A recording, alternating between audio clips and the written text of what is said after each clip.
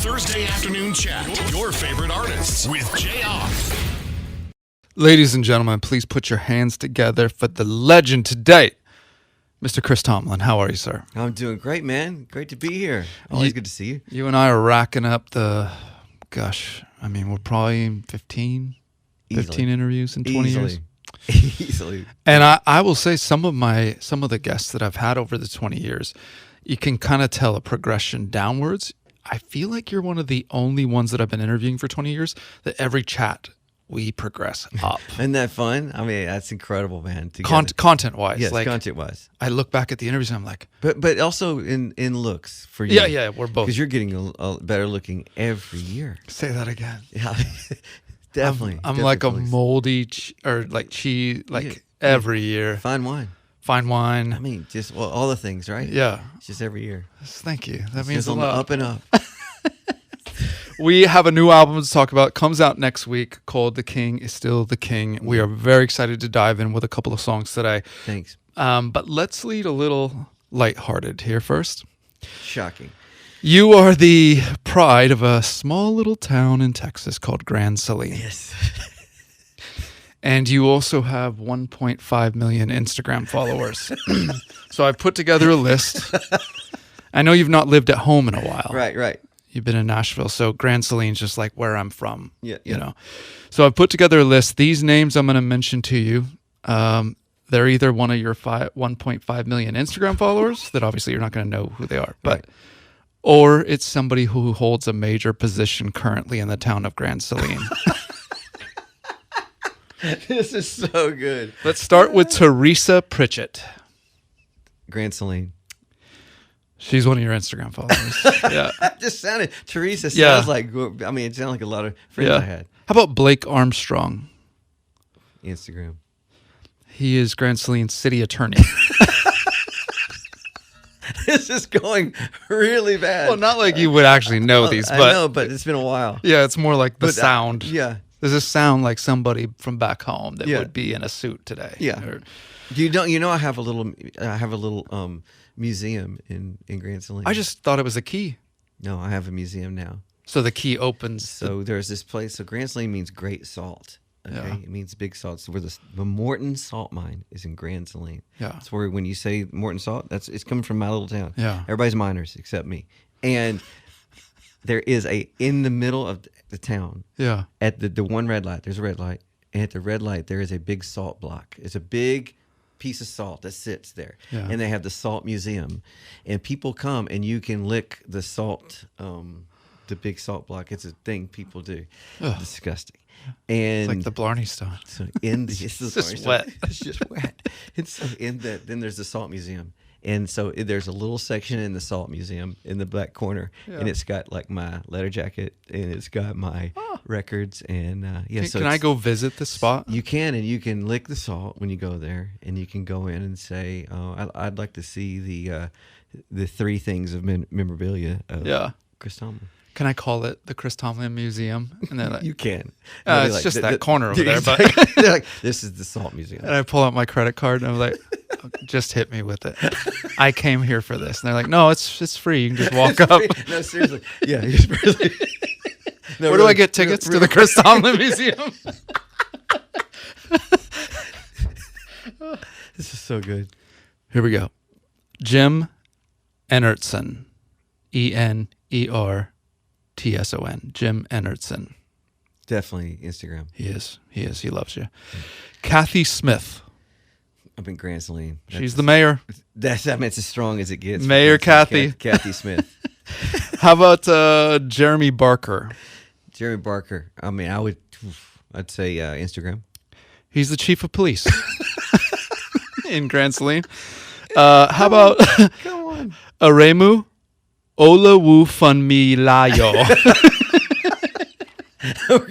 Safe to go Instagram. Yeah, that's correct. I threw that little gem in there. This is not a Texas name. Mark Roberts.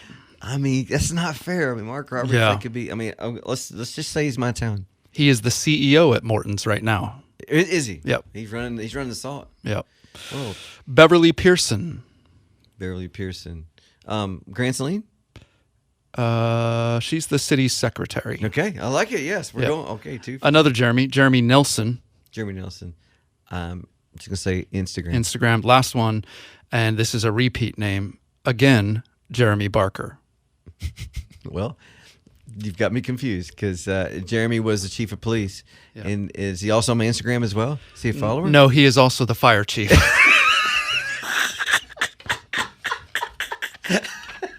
I mean, this is everything about where I grew up. You nailed it. Oh, that's so funny. Oh my gosh. Do you have the caretaker of the museum? Oh no, I didn't know about the museum till now. I know, and maybe not all of our audience knows this, but you, when you were young, wanted to be either a baseball player or a country music star. Huge Garth Brooks fan. Yes, I loved Garth. Mm-hmm. So we look at Morgan Wallen right now, Yeah. and everything he touches turns to gold professionally. Insane. And I don't know him, and so I don't want to, maybe he's a God-fearing man. I just know he's on top of the world right now. Mm-hmm. How does it feel for you? Written more hit songs in the history of faith, the faith side. Didn't do the full country. You are talented enough to go do what Morgan Wallen is doing. Mm. It's like me saying, I decide I could go play first base for the Braves and bat third. I am good enough to do that, but I chose to be a missionary. Yeah. Yeah. So for you having the skill set, you did it. The childhood dream could be possible. Not hardly anybody can ever say that.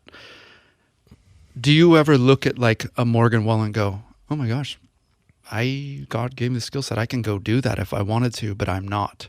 And how do you wrestle with the path that you took? Yeah, now being in Nashville for a few years now, I grew up in Texas my whole life. But being in Nashville, I've met a lot of these guys, got to be friends with them, and I just like, gosh, I could have, there's just, it's so much more glamour, so much more pop Money. It's a lot more money, and it's a lot more like you're in the pop culture, right? And that just seems, there's that appealing thing to it. But it never was that for me because this really chose me. I honestly, I'm so grateful every day that I get to be a part. And I've gotten to dabble in that world, and every time I've gotten to, and I've just thank God that I am so grateful for the songs I've got to be part of that really help people and really mean something in people's lives. And I mean that. And it's so beautiful. And it's funny you bring up, of all people, Morgan Wallen. There was a few nights, I think we've talked about it. I got to be on a tour with Florida Georgia Line. They, that statement is hilarious. And and so they brought me out and they said, we want to do a time of worship in the middle of our concerts. I'm like, hey, how is that going to work? But on the tour, the opening was Dan and Shay. Oh, yeah. And then Morgan Wallen was the opener. At this tour. This is when Florida Georgia Line was at the very top. Aren't Dan and Shay believers? Shay. Shay, okay. Very strong. Yeah. I don't know Dan, but I know Shay. Yeah. And Morgan. So I'm on the tour bus, and Morgan walks up on the tour bus, and we're right there at the entrance of the tour bus, standing there, and he is brand new and just coming out, and he's just wild as a buck, just crazy. And he comes up on the bus. He looks at me. He's got this big mullet, He's looks at me and he goes, "You Chris Tomlin?" Like that. Just staring me down. "You Chris Tomlin?" Nose to nose. Yeah. I was like, "Yeah." He goes, "My daddy, he sent me your video recently called Easy Worthy." I was like, "Yeah." He goes, "Tears, man, tears." Oh wow. And then just walked off. I never saw him again. Wow. That was my interaction with Morgan. But anyway, crazy. it's crazy. I'm so grateful for the songs that God's given me over all these years. It is the human nature. I think Kirk Franklin was years ago talking to me about, I was asking him which word means the best, and he's like, I don't like what I see in myself when I win, and I don't like what I see when I lose. It is the human nature to be drawn to the things that are out there. Yes. But then you've gotten a perspective of, okay, maybe if I was 21, I could have been feeling bad right now that I'm not on these.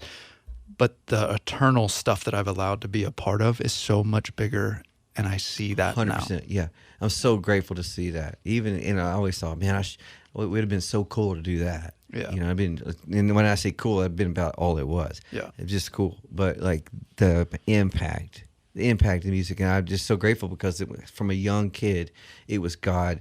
I can tell you, I can take you to the place in the field where I knelt down and said, God, whatever you want for the rest of my life, I want to give my life to you. And never thinking, oh, I want to be a songwriter and be on tour and have albums. It wasn't that. It was just, God, I just knew God was speaking to me, calling me to something. I didn't know what it was.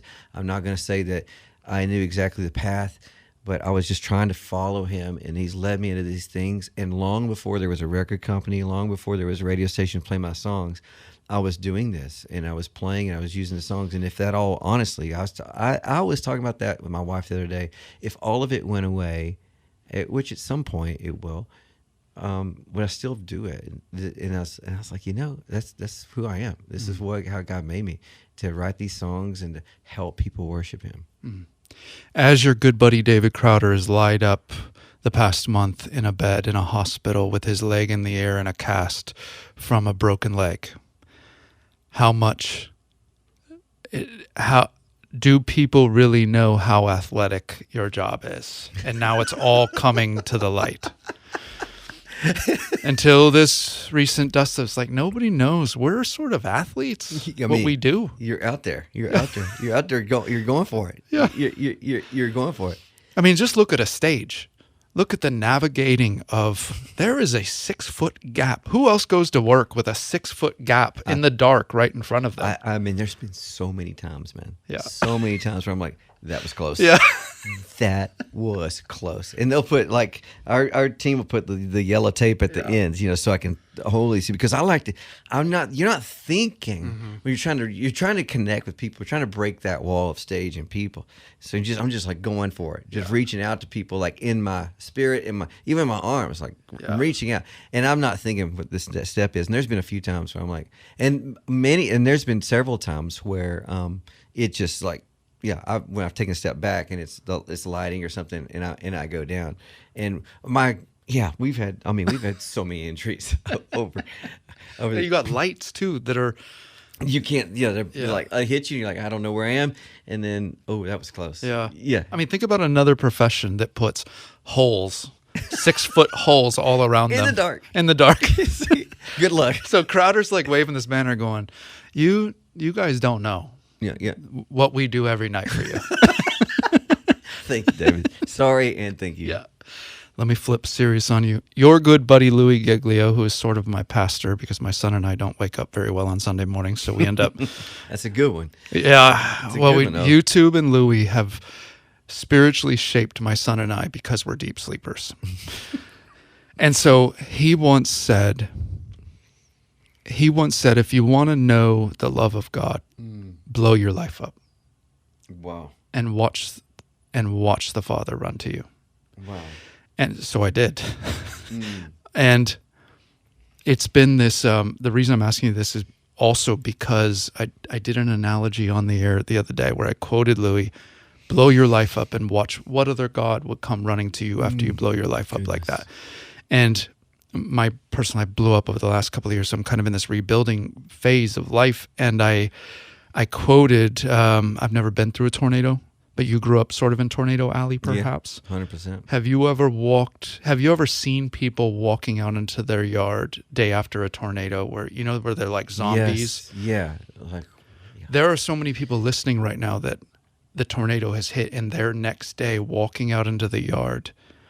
And this was the analogy I gave about my life. I'm not in a place right now to go, oh, let me go put that picture back up. I'm just walking through the yard going, what just happened? And I think so much of our audience right now they are people of faith, but they're going, what's salvageable here? And the thing that I'm starting to come to is the only thing from this yard, there's memories, kids, a whole life that's scattered, and the Word of God and the fact that God cares for me are the only things in the yard currently I have the strength to pick up, to put back on a wall. And I just wanted to, I guess because I'm more going from have you seen that moment before next day where people are just... Well, I can just echo what you're saying because I appreciate your honesty about what you've gone through and how you've said that on the radio. And I said that over these airwaves that most people would not share. And let's just be real. And most people would just want to keep the front of like, I got it all together. And I think a lot of people think that with me too. Like, I must have this red phone to God because I write these songs. And it's, I still have the same struggles, same doubts, same things. And, I mean, what you're saying is true. And God makes, it's true. The beauty from ashes, that's what he takes and makes things so beautiful. And that's the grace of God. I say it every night. Where would worship come? Worship comes from a grateful heart. And where would any of us be? We have in the midst of even life blowing up. Where would any of us be without that grace of God? The grace of God to hold us and to connect us, and that's just the truth. And that's why this is different. Like you said, this is different than any other faith there is, because you have a God that runs to you and loves you and can be close to you when that's all. When everything's taken away and that's all you have. And that's why I said sometimes I mentioned on the one of my songs, and it's just been true. I've found out really sometimes the only way to have faith is to sing your faith. Sometimes that's the only thing you can do.